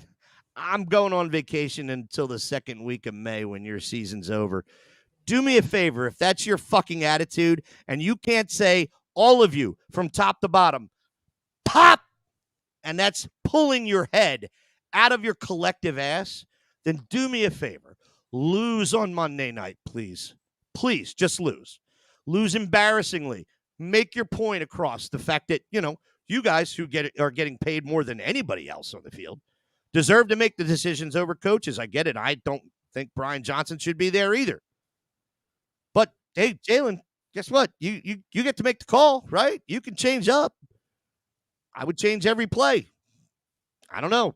But what I'm saying is you guys have put this fan base into a coma. Into a fucking coma. And you don't. Every crowd's lifeless, dude. You don't deserve. Lifeless. You don't deserve the support that is given to you incontrovertibly every fucking day of the year. Don't like it. Magnetti. You don't like it? Go to Florida in January. That's how bad they are. Jay, thank you. Thank you. One travel package, 30 people signed up for the tailgate. That's it. On a 3-day weekend. Yeah, it's a holiday on fucking Monday. It's a holiday. Quimby, you can double your screw going to the game and do a travel package to Tootsie's. That'll double it right there. Right there, baby. I got roofied last time I was at Tootsie's. I don't want to talk about it. You mean someone actually cared enough to root for you? That hasn't even happened to me before. No, Palmer cared enough to throw me in the back of a trunk of a taxi. Doesn't surprise me. Where's Tootsie's again? Right down the street, bro. Yeah, Rex, get down there. Maybe you'll get roofied. I'm disappointed in me that I don't know where Tootsie's is. Do you guys know where the Space Odyssey is? Yes. I do. Right across from Mons. No. Yeah, you might as well miss your tailgate there, or the dollhouse, right up Day tailgate. 9. It's good to see you. You want to weigh in on any of this? Okay, Yeah. you know what? You Absolutely. are the perfect person for this question. All right, you travel to see the team. You come home. You live in the Tampa area. Yeah, right? I live in St. Pete. Yep. You are. If you want to see the team for the most part, unless you're lucky and the team is playing a regular season or a postseason game in Tampa, you have to travel to see your team play all the time. And you come home all the time and you go on the road with us all the time. Yep. How do you feel about this right now? How do you feel? I get it. You're coming to what we're doing, but it's your hometown. But man, weigh in. How do you feel about this team right now? I'm completely disgusted, discouraged, disheartened. All the words that you just used. I can tell you, I go to a bar down here called our club is called Birds of the Berg in St. Pete, and we meet at Ferg's every week. You know, we get like 250, 300 people, and just the last couple of games, it's just so sad to see what's happened from a couple weeks ago where we were 8-1, 9-1, 10-1. The energy, it's just the wind is out of the sails. Like by halftime, we are just ripping shots. Like it's like, why are we even here? You know? I just love ripping shots. Ripping shots. I mean, I'm gonna be ripping surfsides at your tailgate. So Atta girl. And there was a maritime reference, wind out of the sails. oh yeah, There you go, Rexy. So, and it's been across the board, right? Mhm. Adam, you know, you guys in Ohio, just it's and I've got a group here that me and my friend Mike started up at the Back Porch Saloon, Midwest Eagles Nest. Kind of like grassroots, dude. We're trying, right? Super Bowl, we got up to about 75 people. Here in Ohio, that's pretty freaking good. Mhm. We were averaging about 40, 45, and we still had it this past week. But, dude, like, I do everything I can to pump up that crowd. I got a cowbell I run around with. And hold on. It's You just always dude. need more cowbell. More cowbell. It's what I tell everyone, dude. I'm running around ringing the thing, getting everybody pumped up. And I ring it once at the beginning of the game, and there's no reason to ring the fucking thing after that. And everyone's just sitting there like this. Yeah, I'll take another bucket of beer. Lou Mancini, I'm so deflated I can't even muster a decent fart. Perfect, Lou. All right, hold on. You know what? Here we go. Hold on. Excellent. I'm posting this right now. Jay Vagnetti, and it is most likely Kelsey and Graham's last year. What a way to send them out. Let me ask you this. Across the board, Rexy first, Rob, then unhappy, and then J9. How has Brandon Graham and Jason Kelsey not been able to reestablish the locker room? These guys are consummate professionals that have been through all of the best and worst times with this team. Even Fletcher Cox, who, you know, I don't think is worth the $13 million that they paid him, but he did show up this year. All right. I mean, you know, you're talking 6.5, 13 and 15. You're talking about $34.5 million next year that I'm happy to see go, even though you won't buy a fucking linebacker. And but it will. so, Rexy, how are these guys not establishing at least, you know, why is AJ Brown calling a players meeting I had the and same not question. Kelsey and Brandon Graham? And that's what I meant about, like, you guys were saying how Jalen Hurts might not be the leader that we thought he was. I still think he is, but how is it that Jalen Hurts, Brandon Graham, Jason Kelsey, and Fletcher Cox, these are the four most important guys that we have? 100%. Sure, if they're or whatever, but Where is that anger on the sidelines? Where is that, like, take a guy by the fucking jersey and say, what the fuck? Let's fucking win this game. It's not there. They've lost their passion. And why had they lost their passion? I don't know. Rob. It seems like we've all lost it. Even the players. Rob. No, he's lost the team. It's the head coach. It's Rich Kotite 2.0. That's what it is. You think that's it, right? Yes. What is a Nick Sirianni, who we started off seeing last year, first play of the game against the Jets, with Quinn. What the fuck is the linebacker name when he knocks him out of the tries to knock him out with a helmet to helmet tackle 2 yards out of bounds, and Sirianni screaming, "What the fuck is this?" Has the guy lost the team? You're saying that, Rob? Yes, it's obvious. What else? What else could it be? The only way is he's Brian Walden. Good fucking morning, sir. Go ahead. Go to the Super Bowl, but I don't see that happening. Unhappy. It's kind of hard to not think he hasn't lost the team at this point. I don't know if the veterans on the team can't motivate the roster, then they're not even trying. Sorry, they're not.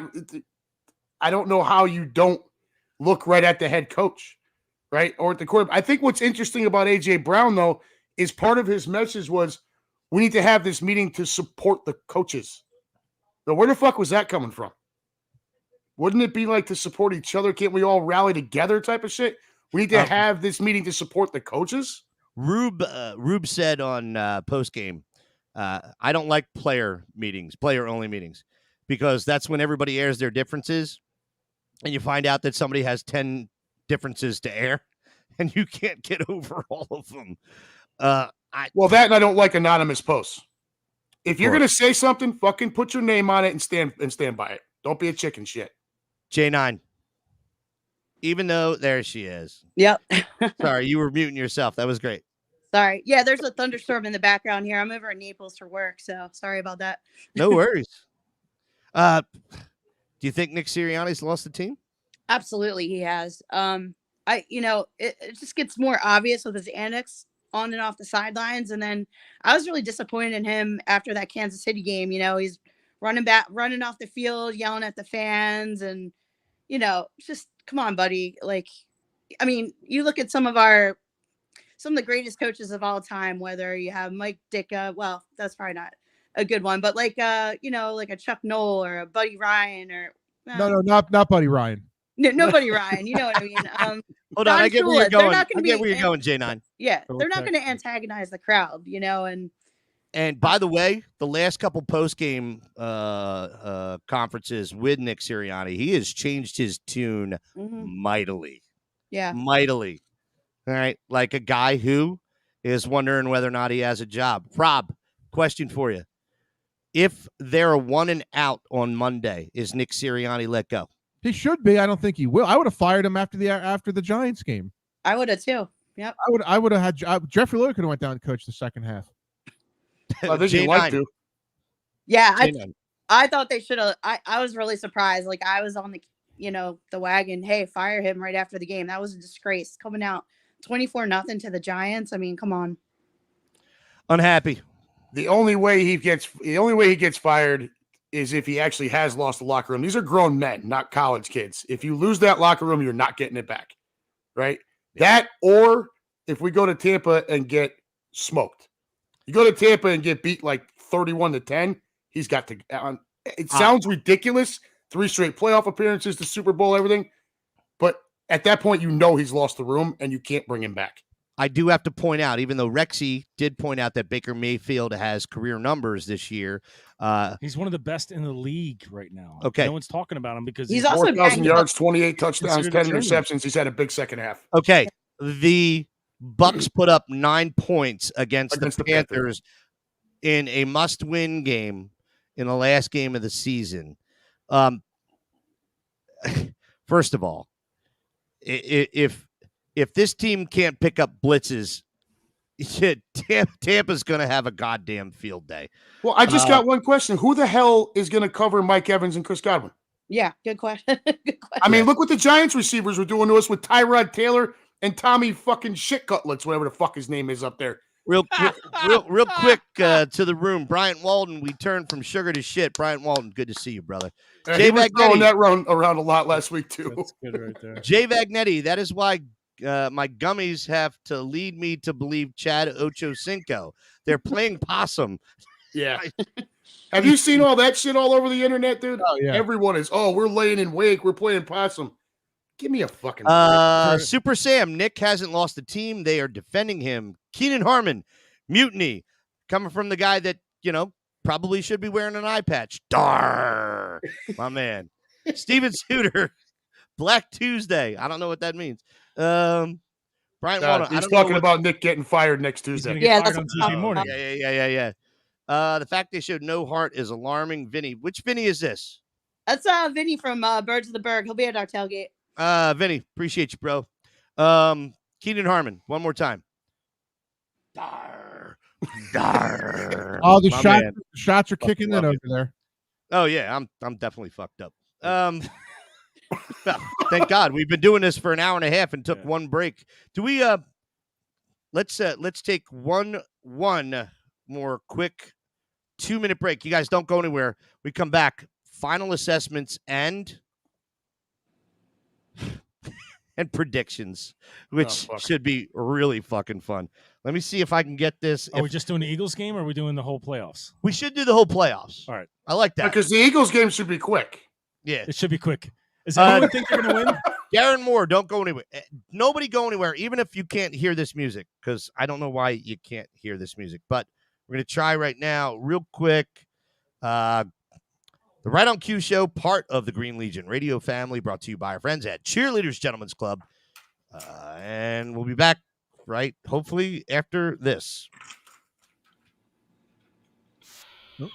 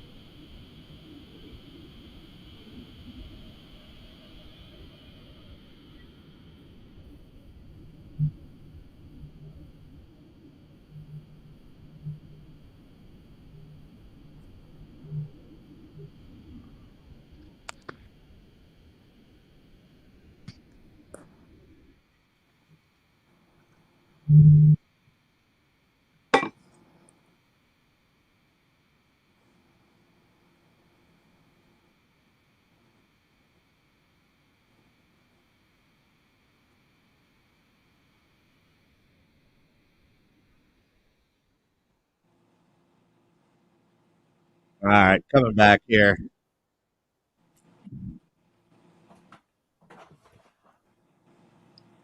All right, everybody. Green Legion Radio, the Right on Cue show with Sexy Rexy, who's getting a highlight, I think, right now. J9, Rob Valivas, Unhappy Gilmore. Appreciate you guys joining in, man. Thank you for that. Keenan Harmon, White Noise, not racist. I got you, bro. Love you. Darren Moore, Nick was a product of talent last year. A little adversity he can't handle. Punt him. Nice. Great reference. We will just, Jay Vagnetti, we will just admire the light changing colors in the pool. Yeah, thank you. Green right now. It is. We have light changing colors in the hot tub as well. Light There's changing purple colors. and Quimby peas in it. Light changing colors in the sauna. When the black lights on it. We have all the toys here. It's fun. J9, you and Marilyn coming down anytime soon? Yeah, hoping to do a work trip. I was gonna come down next week, but now I'm pushing it because of the game. So probably the next 2 weeks. All right. Well, you'll probably be free. So yeah. Based on how the team has been playing, Rexy and I did set up a trip. Yeah, we're out of here the 21st to the 31st. So, okay. Oh, that's a shame. I was going to invite you somewhere that week. I was. Sure, go ahead. No, I'm going to be in an award show in Las Vegas in 2 weeks. I'd bring you guys down as broadcast journalists. Do you have credentials? I do. I'm all credentialed up. Thanks to our buddy Brian Gross down there in Las Vegas. All right, maybe we can go there too, Rexy. I don't know. We'll figure it out. That sounds awful tempting, Yeah, man. there's nothing about that. It sounds completely my motorcycle's in Vegas too. So. Oh yeah, well there we go. There's hey everybody, we're going to Vegas because Rexy's motorcycle is there. Just gonna mention our sponsors one more time. E&J Mobile Cigar Lounge at EJ Mobile Cigar Lounge on Twitter. Website ejmobilecigarlounge.com. John Marcini, Estate and Wealth Counsel in Media, Pennsylvania. State Farm agent Dave Bavuso in Williamstown, New Jersey. You can find all these. Echelon Health and Fitness in both Audubon and Voorhees, New Jersey. Make sure you get over there. Tell them the Green Legion sent you. And Quinn's my man. And why can I not? Hold on. You should pre-record these. Just hit a button for the ads. Well, I mean, of course, cheerleaders. Well, just real quick. Big changes coming to Cheerleaders Gentlemen's Club. New look, next level. Not only does Cheerleaders have the sexiest entertainers in the city, Cheerleaders will be the most beautiful gentlemen's club in Philadelphia, from the stunning new sleek VIP rooms to the best view for all sporting events on their 75-foot video wall. The amazing Chef Felix will be serving the tastiest food in the new state-of-the-art kitchen. Follow Cheerleaders social media at Cheerleaders Philly to see the renovation progress of the best gentlemen's club in Philadelphia. All right, hang on real quick, you guys. Let me pull this up. Anybody has anything to say before we get into predictions? Pain. That'll be Monday. I'll be right back. Let's see here. Schedule. We stink. Week 18.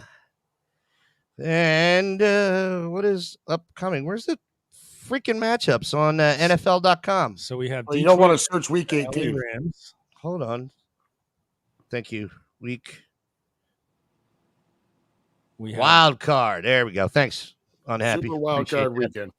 All right. Let's see. Let's go around the room here, and by that I mean Rexy, Unhappy, Rob, who's lost, and J9, and give predictions. Pain. NBC, Peacock, and Telemundo. Thanks, Peacock, for whatever you did this year that fucked everybody. Well, you see that 8 o'clock Saturday night game is stream only, right? I won't watch it. Fuck them. I'm not subscribing to Peacock to watch that game. Oh, and even worse, I have a Peacock account because my kids' Xbox accounts, but you now have to have Peacock Plus to get the fucking game. Which game are we talking about? The Saturday night. Chiefs. I was just mentioning that you have to be a Peacock Plus membership to even watch. Is a game that everybody wants to watch, but really, if you're gonna do that, fuck you, NFL.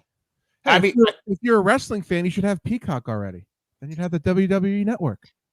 I have it, but I don't have Peacock Plus. Oh, I got that. And if you're gay, you should be in your apartment. I was just wondering, why are we listening to this conversation about Peacock fucking Plus? Why are we listening to this? Have another Right. And if my uncle had tits, he'd be my aunt. So here we go. All right.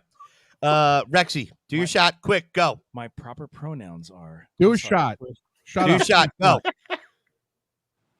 All of it. All of it. Oh, come on, Rex. Can't drink anymore in your old age? All right, Rexy. 4:30 p.m.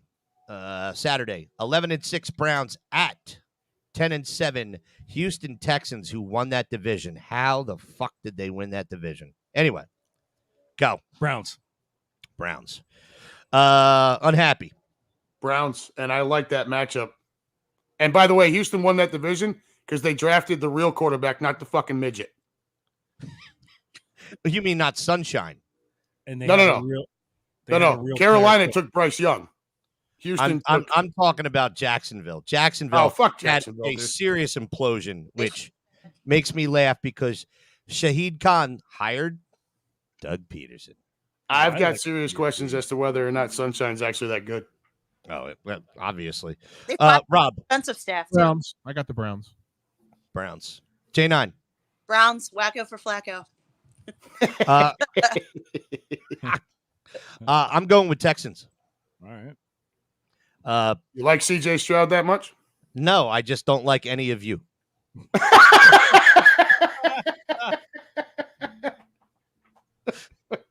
Thanks, brother. Appreciate it.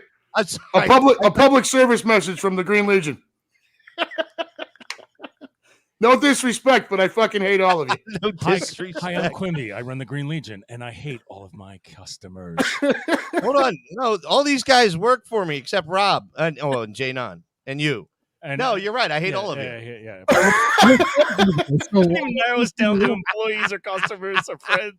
He hates all of us. All right. Equal 8 opportunity. I hate all of you. 8:00 game that none of us are going to watch.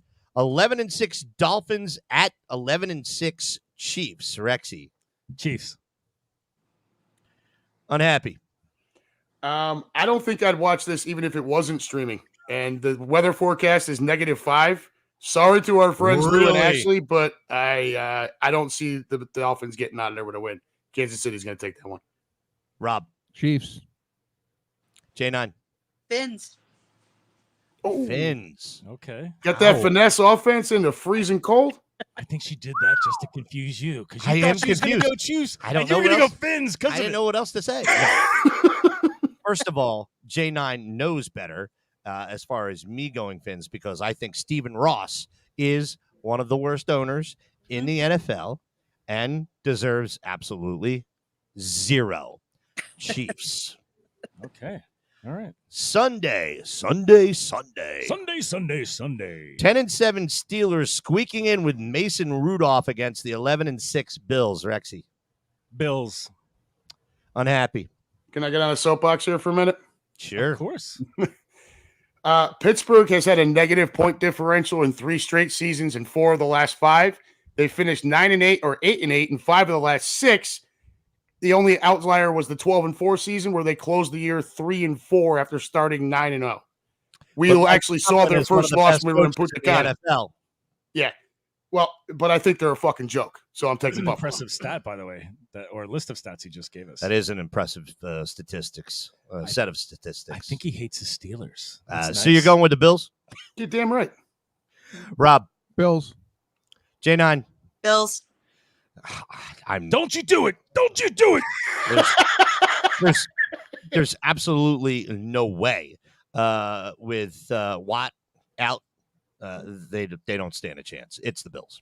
But Allen is a turnover machine, which we learned. Allen, at some point in time, that guy's going to have success as soon as he stops looking like a deer in the headlight. They've also become much more efficient offensively since they fired Ken Dorsey, which, by the way, they did right before they played us. Perfect. Right. So he still is a turnover machine, but they're pretty good. 4:30 p.m. Fox Deportes. 9-8 Green Bay Packers versus the 12-5 NFC East division winning Dallas. Fuck you, Cowboys. Rexy. Pains me to say it, but the Cowboys are, I believe, undefeated at home or only one loss the whole season. They've won 15 straight at home. So that is an impressive stat to ignore. Rob. I'm going to go Packers. Oh, no, sorry. Unhappy. I'm taking the Packers just because I can't bring myself to take the fucking 1-star rated scumbags. Okay. So fuck them. Go Pack, go. Agreed, but Rob. Packers. Really? Explain yourself. I will not. What's up, Coach? But go ahead. No, Rob, please. I want to hear. It's the Cowboys. They always find a way to choke it up, even when they're supposed to win. So I'm going to bet with that. That's especially all. in the postseason. Yeah. J9. I'm going Packers also. They're going to run the ball down their throats and fuck Dallas. Agreed. I am going to, well, it's nice that, what's his name? Aaron Rodgers? No. Running back. Yep. Jones. Huh? Aaron Jones? Aaron Jones. Aaron Hernandez? Yeah, no, Aaron Jones was my number one running back pick. Aaron Hernandez, who went, that's funny. I'm not looking. Aaron Jones, thanks. I drafted you as my first running back in fantasy this year, and you showed up in week fucking 16. Thanks. I'm going to, because usually when it comes to game predictions, I'm wrong. So let's go with those Cowboys. What do you say? I thought I was going to be the outlier there. All right. Here we go. 10-7 Rams against 12-5 Detroit Lions. I will give you every reason for my assessment here. I would love yours. Rexy, go. Detroit, they have a tough nose coach, which I like, and guess what? They have a fucking score to settle, especially against the Rams. They gave up 2 first-round draft picks and their quarterback for Stafford. They want fucking blood. And again, does everybody know why Jared Goff is in Detroit? Because Jared Goff would love to pipe Sean McVay's girlfriend. Yes. I fucking knew it was coming. Unhappy. What do you got? I'm going to take Detroit. By the way, this matchup couldn't be any fucking better, but please, go. Right? I'm going to take Detroit just because they're home. I like Dan Campbell. The only thing I worry about is Campbell. Y'all saw him go for it 3 times on that fucking 2-point conversion. That was a little much. That's a good point. Right? Especially from the 7, right? Wasn't it from like the 7? Well, the first time it was from the 2. They get it. They get the bad call. Then they go for it. Right. Like the 7. So then they're back on the 7, and Parsons jumps off sides. So then they're back on the 2, and he fucking goes for it again. Of course, Goff, who played like, I can't say it because it's rude, but for 3.9 quarters, he was a complete piece of shit in that game, and he showed it again on that last throw. So you didn't want to be rude, but then you said he was like a complete piece of shit. Well, what I really wanted to say was way worse, dude. Rob. I'm going to go with the Rams and Rex. The Detroit coach is probably the dumbest coach in the league. So that guy will find a way to screw up. He's, look at me. I'm going to yell. He doesn't know shit. So the Rams will win. Come on, Rex. You've been on a boat too long. Yeah. From Cuba. J9. Fuck you, Believers. I'm going with the Rams. They've been really hot. They got great receivers. And I think Sam Laporta is going to be out, right? For the Lions, their tight end. Oh, I didn't hear that. Yeah, is he? Is he out? That's a listed big out loss. yet? I He's didn't, an animal. Yeah, I didn't hear the final report, but I know he tore up his knee a little bit the other day. He did. If he's out, that would kind of change my thought a little bit. I am going with the Rams, and I am 100% publicly agreeing with Rob Valivis, which never happens because, in fact, because he's Rob Valivis. Dan Campbell would go for it on 4th down from his own fucking 2. just because he's a fucking idiot. Dan Campbell can get away with what he did in the regular season, but if he doesn't pucker up in the playoffs, the playoffs, he's going to get fucking demolished. And hold on. Now. Thank you, Rexy. You'll have your moment. Fact is, the only element that Detroit has going for them in this game is, can Jared Goff be pissed off that he was traded to Detroit because he said he wanted to fuck Sean McVay's girlfriend? Now, the best part, all this was confirmed by Cam Jordan after he put out a tweet about it this year and got fucking released to whatever hellhole he went to. And Cam Jordan said to Sean McVay publicly, dude, get over it. Everybody wants to fuck your wife. Was it a wife? So there's the only report it was girlfriend and it was fiance. Now it's wife. And Cam Jordan's right. And Sean McVay is probably one of the smartest quarterbacks. Sean McVay is one of the smartest coaches in the league. No, he's one of the dumbest. Do you know why? Because he already won a Super Bowl. Married? One. B. Good man. You got it. Love you. Doing a shot right after this. B, he turned down a 4-year, $100 million deal to be the color analyst for Amazon's Thursday night games.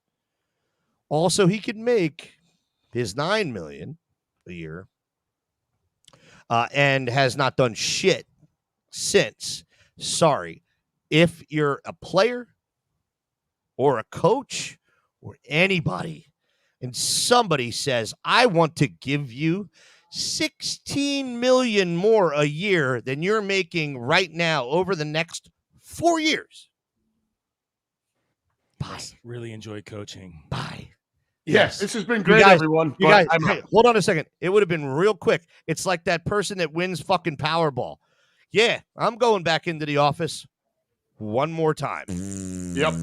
Just once. Just once. All right. 100% Rams. Dan Campbell will fuck himself in his own ass by the second quarter with 5 minutes left. It's kind of be like the Seattle Seahawks when they rushed the ball 3 times, or no, passed the ball 3 times when they had Marshawn Lynch. They didn't pass the ball 3 times. They passed the ball once. When they should have run Marshawn Lynch 4 times. Yeah, 4 times. Yep.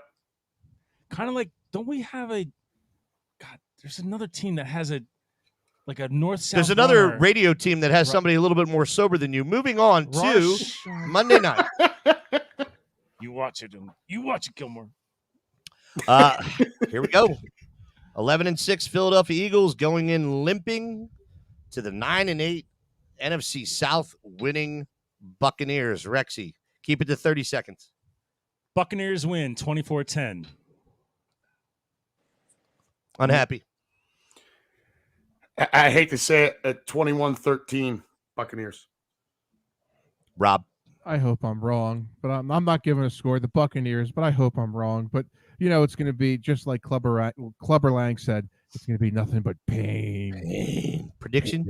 Pain. J9, you're going to be there with me. What do you got? Yep. Yeah, pain is right.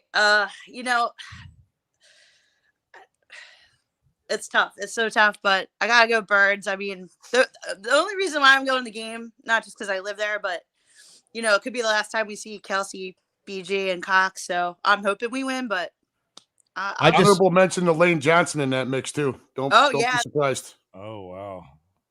I just love how you went BJ Cox in that order. I said BG. Sorry. She did miss that, by the way. She did. She did say BJ. She did say BJ, right? She did say BJ. Yeah. Hold on. J9, Slash, can you please clip this one for us? Thank you, sir. We will forever inaugurate that into our Hall of Fame shit dumps. J9, nice work, J9. I am taking all emotion out of this. I just based. Okay. Trying to take emotion out of this. Good luck. Guess what? Philadelphia Eagles, guess what you lost? You lost. Nutsack. Philadelphia Eagles, guess what? You also lost. Some loyalty. You lost a and base. And I know this because our packages were bottom dollar. Mhm. Bottom dollar. All right. You are not going to have the support on the road like you normally do. You're not. It's gone. This is what you've done. And this is not patting myself on the back in any way because I'm not the only one that does this. All right. There's a lot of organizations, and I have things to say about every one of them. But at the same time, all of them, including myself, are responsible for negating home field advantage on the road, whether it is regular season or playoffs. And we have done that. We have done that effectively, all of us combined. All right. Yeah, you want me to be the angry asshole that I normally am? I'm not right now. I'm giving kudos. Everybody that does anything similar to what we do has all been a part of neutralizing a home field advantage because one of us is louder than every other two or three. 100%. And in a lot of situations, damn, man, we're close to filling half the stadium. Now, there were more Eagles fans there than Rams fans. No, there wasn't. All right. There were 20,000. There were 20,000 that sounded like 40 because that's what we do. All right. Well, just take Tampa Bay week 3. I mean, we took, there was nothing. They had nothing. They had nothing. All right. And because of your level of play over the last 5 weeks, you have lost the support of this family. You're going to go ahead and play a straight up road game now. You get to play a straight up road game where nobody's cheering for you. I mean, we'll be there. I'll be as loud as I can until I don't give a shit anymore. And honestly, with the way this team looks like it picks up blitzes, sad. Tampa's going to blitz all day, which is what all day the Giants did. The Giants, hold on, here we go. Even worse than playing the way you did for the last 6 weeks. You got exposed against the Giants in the last game of the season. They against the fucking Giants. The Giants blitzed left and right, and you could not do anything. You couldn't stop them. You had nothing in your arsenal as an offensive coordinator to stop this. And if Tampa's not bringing the house every fucking play, then they deserve to lose. Fact is, the Eagles' season is over, and I believe, I have to say this, in embarrassing fashion on Monday night. Yep.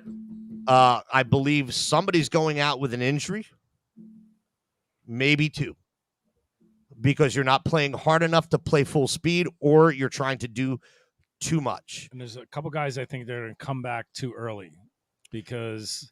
Yeah, all hands on deck. Guess what, Nick? You know what? Don't fuck our 2 best receivers and Eagles. Our 2 don't fuck the future tandem. Our best receiver tandem in history because it's all hands on deck for your fucking job. Honestly, I'd rather see you get out of here and, put them on ice until next season. There is nothing about what this team has shown us, especially on Sunday, that leads me to believe that it's going to be anything other than an embarrassing loss. Well, I mean, what did I ask earlier? Who the hell's covering Evans and Godwin? Yep. Somebody tell me who's covering Evans and Godwin. Well, I mean, by the way, was Bradbury's hold a catalyst to an awful season? He hasn't been good. I get it. He was playing, slot corner for a while because, Avante Maddox, thanks. Great signing. Guy hasn't been healthy for any fucking bit of. Who's sending me? Oh, but I don't know. That's all I got. We've almost been going 2 hours. Final thoughts, Rexy. It was a great season, but it ended terribly. So I'm sorry, but Pull the mic down a little bit, bro. pull the mic down a little bit. Yeah, there you go. I don't know. It's very disheartening to know that the Kelsey, Cox. Hold on. Finish. Room. Final thoughts. Start typing them out now. Keep going, Rexy. It's sad to know some of our longest tenured players and our most loved players in recent memory are going to go out in such a bad way. May I say something to you and you respond? Yeah. Does anybody think that Kelsey's recent exposure and fame has maybe moved his focus away from the game? Rob, I think you want to pounce on this. So does J9. Rexy. It's hard to say no, but at the same time, he only came back thinking that there was another possibility because he had all the same pieces. Doesn't answer the question. I think he came back thinking there was going to be a Super Bowl in mind. Right. But has he lost focus? I think he did because the season has gone such the shit. So it wasn't him that was part of the problem. No. He was. It's a cause and effect with him. Yes. I disagree. Unhappy.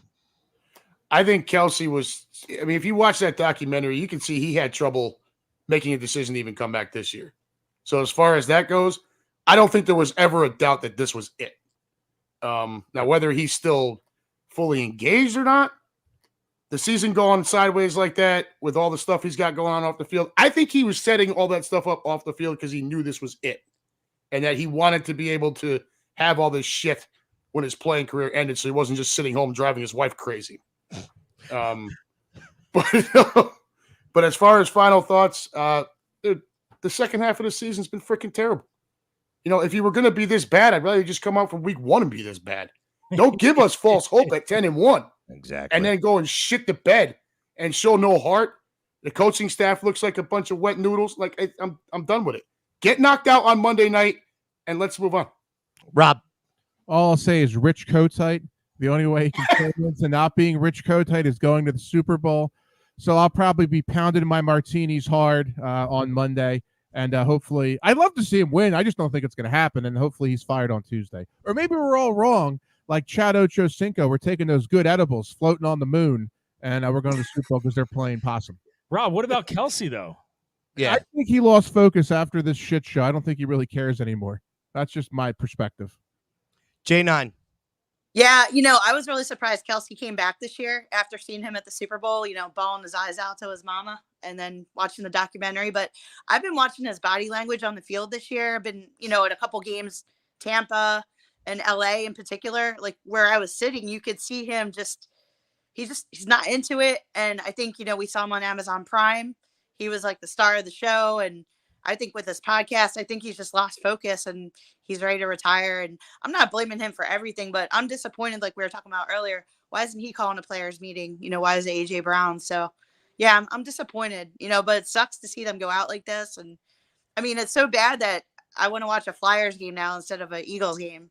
It's gotten that bad. All right, let me get to the room before I give my final thoughts. Darren Moore, appreciate it. Got to go. Loved it, guys. Lots of laughs. See you in the future tailgate. Appreciate that.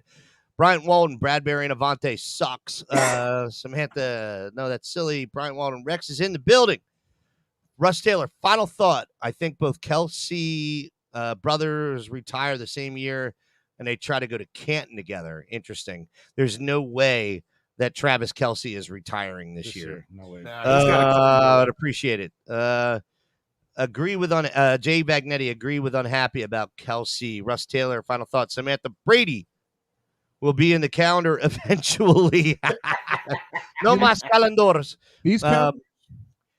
Keenan Harmon, this won't end well, but hopefully the Saints game is late October next season. Get me a room in the Crown Plaza Pop. Thank you. Looking forward. And I've been trying to talk that up on our show. Like, dude, New Orleans. Because that's the one we're all. We got a great season next year, man. LA, yeah. New Orleans, Tampa. Steven And Suter. you come here, you prick.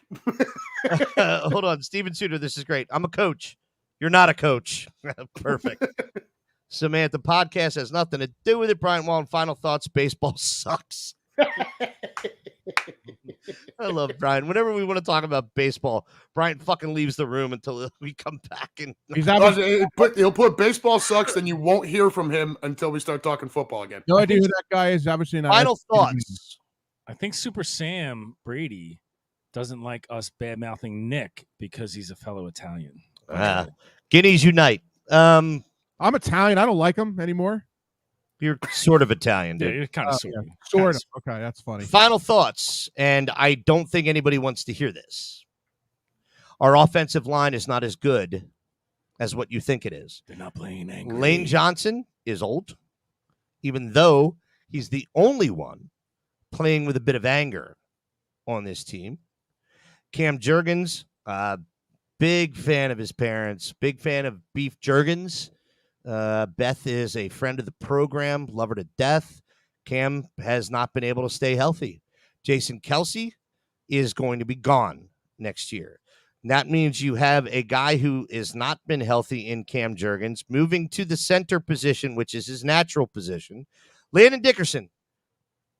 Thank God for this guy, because he's been the only rock aside a Jordan Mailata, who has been soft. This is a guy that you expect to pancake bitches left and right. Everybody. There is going to be, there has to be a major overhaul. Regardless of the length of run this team may or may not take in the postseason. And I will revert back to saying one more time, because I hate being right, but there is only a 1 to 2 year window for a team to get to a Super Bowl and make an impact. The Eagles squandered this second opportunity. If you remember, all right, we had a second opportunity, and if Alshon Jeffrey, who only dropped 3 fucking balls all season, makes that catch in New Orleans right in through his hands, but that didn't even need to take place because you had an amateur coach in Doug Peterson that didn't need to get that fucking playoff before the 2-minute warning. You were at your 25 or at New Orleans 25-yard line. You had plenty of time. Why did you need to rush that play? You didn't. Hey, can we go back to that postseason one more time where the double doink was the game before? Did you guys happen to see Chicago doinked one through this past weekend? Yep. I don't know, guys. Honestly, do I want to see him win? Man, wow. Ready? I think this is the first time I've ever said this or said it publicly. Do I want to see him win? I don't. Wow. Okay. Wow. I don't think you deserve it. What you have just done now, that's with a caveat. Show up on Monday. Be angry. Run proper routes. Make quick decisions. Play to your potential. Thank you. Play to your potential. All right. Then I'm back on board. But right now, sorry, let me preface my previous statement. The way you're playing, I don't want to see you don't want to see you win. You don't deserve it. You have deflated the best fan base in any sports in the world. Deflated. For whatever reason, and I don't give a shit what it is. Figure it the fuck out. That's all I got. J9, thanks for being here. Yeah, no problem. See you this weekend. Rob, appreciate you being here. Always a pleasure. Unhappy, appreciate you being here. Anytime, brother. Rexy, you're a dick. Love you too, buddy. Not much changed. We're out of here. You guys, the Ride on Q show, powered by Green Legion Radio and brought to you by our friends at Cheerleaders Gentlemen's Club. Rexy and I are going to get drunk here at the pool. And What do you mean get drunk? Pay-per-view. Pay-per-view. I want to watch. pay-per-view. All right, you guys. Here we go. You can't hear this again. You guys, appreciate you. Love you.